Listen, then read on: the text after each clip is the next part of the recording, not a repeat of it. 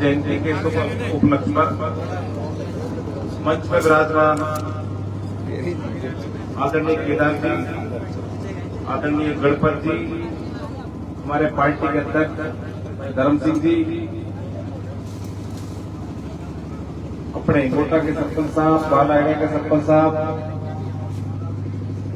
और सभी आसपास के मेरे साथीगण, पंच पटेल, युवा साथियों, पत्रकार बंधुओं, माता बहनों, सबसे पहले तो मैं आज आपको बहुत बहुत शुभकामनाएं देना चाहूंगा कि आज बैजूपाड़ा की पावन धरा पर बाबा साहब का जन्मदिन बड़ी धूमधाम से मनाया जा रहा है। और बैजूपाड़ा ही नहीं, पूरे देश के अंदर गांव गांव, ढाणी ढाणी, शहर शहर बाबा साहब का जन्मदिन मनाया जा रहा है। लेकिन मैं आपसे कुछ बातें कहना चाहूंगा कि आज अपन जन्मदिन मना रहे हैं और फिर अगली साल फिर वापस जन्मदिन मनाएंगे। लेकिन बाबा साहब क्या कह के गए थे, उनका पालन अभी तक अपन कोई भी नहीं कर रहा, तो फिर अपना विकास कैसे होगा? आपको पता है बाबा साहब क्या कह के गए थे?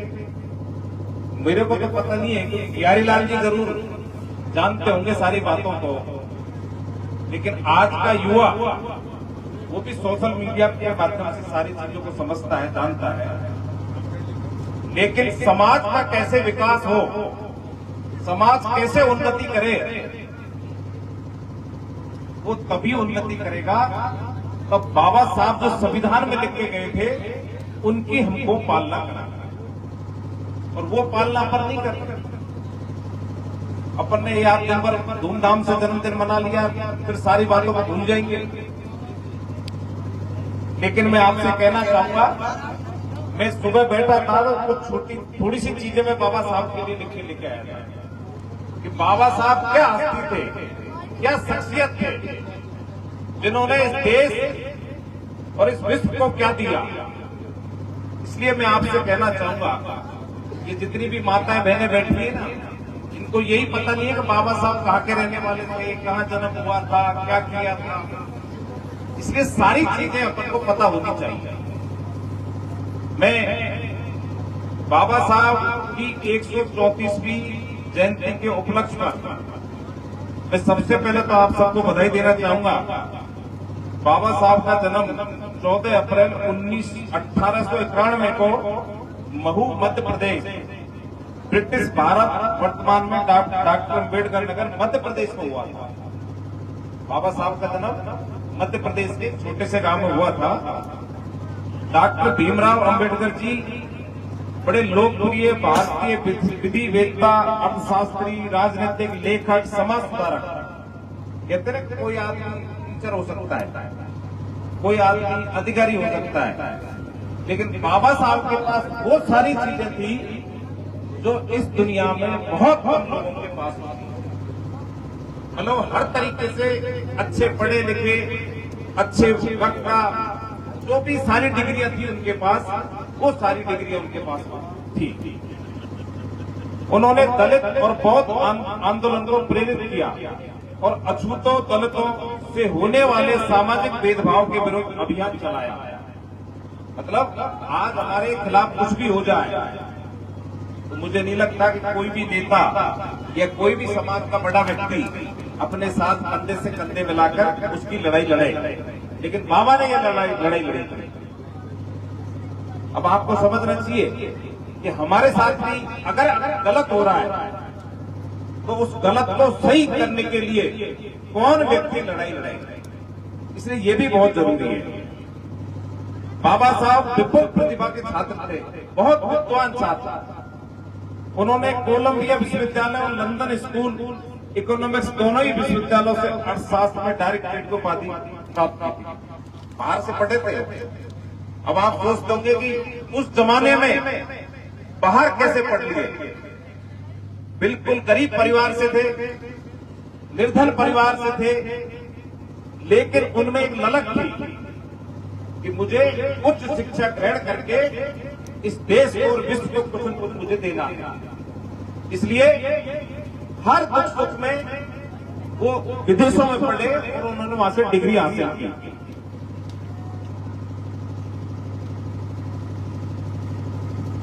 उनका राजनीतिक गतिविधियों में बहुत ज्यादा समय व्यतीत होता था। इसके बाद अंबेडकर जी भारत की स्वतंत्रता के लिए प्रचार और चर्चाओं में शामिल हो गए। पत्रकारिताओं को प्रकाशित की। उन्होंने दलितों के लिए राजनीतिक अधिकारों की तथा सामाजिक स्वतंत्रता की वकालत की। भारत के निर्माण में उनका बड़ा महत्वपूर्ण योगदान रहा। हिंदू धर्म में व्याप्त कुर्तियों और छुआछूत की प्रथा से तंग आकर सन 1956 में उन्होंने बौद्ध धर्म अपना लिया। सन 1990 में उन्होंने भारत रत्न, भारत के सर्वोच्च नागरिक से सम्मान उनको मरणोपरांत मरने के बाद उनको भारत की सरकार ने उनको ये सम्मान दिया था जो हर किसी को नहीं मिलता। 14 अप्रैल को उनका जन्म दिवस अम्बेडकर जयंती के तौर पर भारत समेत दुनिया में मनाया जा रहा है, जो आज अपन उसको सब मना रहे हैं। और 6 दिसंबर 1956 को वो इस दुनिया से चले गए। कहने का मतलब है, मैंने छोटी छोटी चीज इसलिए बताई है कि हमको तो सारी चीजों को पता है, लेकिन गांव के लोगों को चीज पता नहीं। इसलिए बाबा साहब ने हमेशा ये कहा था कि मेरे पद चिन्हों पर चलना, मैं जो संविधान लिखकर जा रहा हूं उसको पढ़ना, उस संविधान में एसटी, एससी और अन्य वर्गों के लिए मैं क्या लिखकर जा रहा हूं, उन सब चीजों को पढ़कर और अपने मन में उसको मनन करना, तब जाके आपकी तरक्की होगी। बिहारी लाल जी यहाँ पे बैठे, अपन जगह जगह बाबा साहब की मूर्ति के लिए बड़ा प्रयास करते हैं, साहब मूर्ति लगा दो, ये कर दो, वो कर दो। मूर्ति भी लगती है, लेकिन कितने लोग उन मूर्तियों की देखरेख करते हैं? मुझे तो आप ये बता दो। कोई नहीं करता। जिस दिन जन्मदिन होगा या पुण्यतिथि होगी, उस दिन उस मूर्ति को सफाई की जाती है। इसलिए मेरे महुआ में भी बाबा साहब की बहुत अच्छी मूर्ति है। मैंने उसको और अच्छा बनाने का काम किया है और नियमित रूप से नगर पालिका से मैंने कर्मचारी लगाकर ये जिम्मेदारी दी है कि रोज उन मूर्तियों की सफाई हो, ताकि जो वो सोचा करते थे कि मूर्ति लगाना ही सब कुछ नहीं है, शिक्षा ग्रहण करना सब कुछ है। क्योंकि अगर अपने बच्चों को अपन नहीं पढ़ा सकते तो निश्चित रूप से हम आगे नहीं बढ़ सकते। आज की दुनिया में सबसे ज्यादा महत्वपूर्ण चीज है तो वो शिक्षा है। अब आपको पता है कर्नल किरोड़ी सिंह बैंसला कितना संघर्ष किया उस व्यक्ति ने। वो किस लिए किया था? वो समाज के लिए किया था कि मेरे रहते हुए मेरे समाज को अगर आरक्षण नहीं मिला तो मेरा जिंदा रहना बेकार है। तो आज उन्होंने सरकारों से लड़ाई लड़ी, सरकार कोई भी हो, लेकिन उन्होंने अपना अधिकार लिया। और आज देख लो आप सब जगह गुजर युवा साथी खूब अधिकारी बन रहे हैं जगह जगह। वो किस लिए बन रहे हैं? आरक्षण मिला रहा, आरक्षण के बाद पढ़ने लगे। आपके भी बहुत अधिकारी हैं, लेकिन फिर भी अपन बहुत पीछे हैं। अपन को पढ़ना होगा, अपने बच्चों को पढ़ाना होगा, और जो इस तरीके की उल्टी सीधी कुर्तियां उनको अपन को खत्म करना पड़ेगा। तब जाके अपना समाज और बाबा साहब का जो सपना था तब हमारा पूरा हुआ। आज हम एमएलए हैं राजस्थान की विधानसभा में।